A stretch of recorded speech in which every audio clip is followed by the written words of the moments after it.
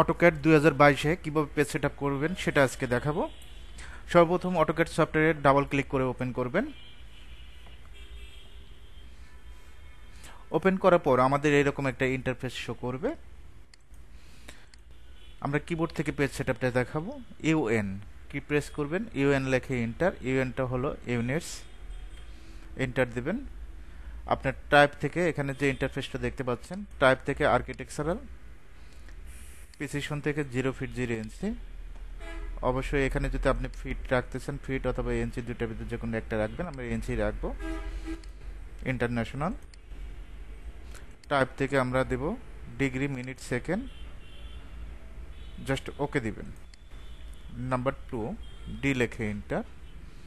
মডিফাইতে click করবেন। ডিটা হলো ডাইমেনশন, এখানে দেওয়া আছে। মডিফাইতে ক্লিক করবেন, আশা করি করতে পারবেন। ক্লিক প্রাইমারি ইউনিটস ফরম্যাট থেকে আমরা এখান থেকে আর্কিটেকচারাল সিলেক্ট করব। কি দিব? আর্কিটেকচারাল।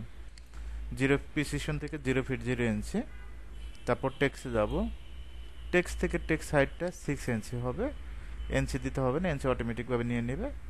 স্যাম্বল অ্যান্ড অ্যারো, এখান থেকে আমরা সিলেক্ট করব আর্কিটেকচারাল। সাইজটা আমরা 2 ইঞ্চি দিয়ে দিব। অ্যারো সাইজ 2 ইঞ্চি। ওকে, সেট করেন, ক্লোজ। নাম্বার 3 ওএস লেখে এন্টার। Select all. এখানে অনেক সময় দেখবেন যে একটা লাইনে ইন পয়েন্ট আসে না, মিড পয়েন্ট আসে না, আমার সেন্টার আসে না।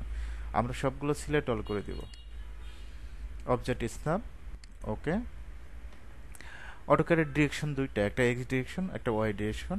কাজের সময় যদি এক্স অ্যান্ড ওয়াই ডিরেকশন মাঝখানে চলে আসে তাহলে তো প্রবলেম। এটাকে ইউসিএস আইকন বলে।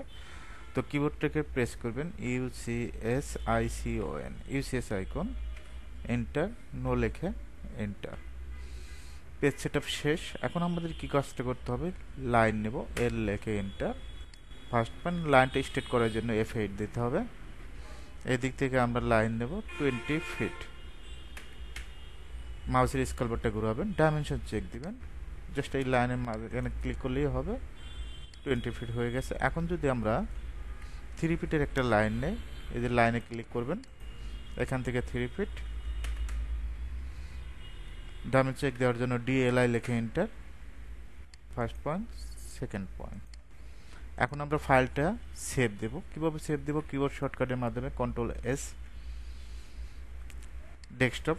এখান থেকে আপনি কি নামে সেভ দিতে চাচ্ছেন? আমি মমিন আহমেদ নামে সেভ দিতে চাচ্ছি। আহমেদ বাড্ডা, সেভ দিলাম।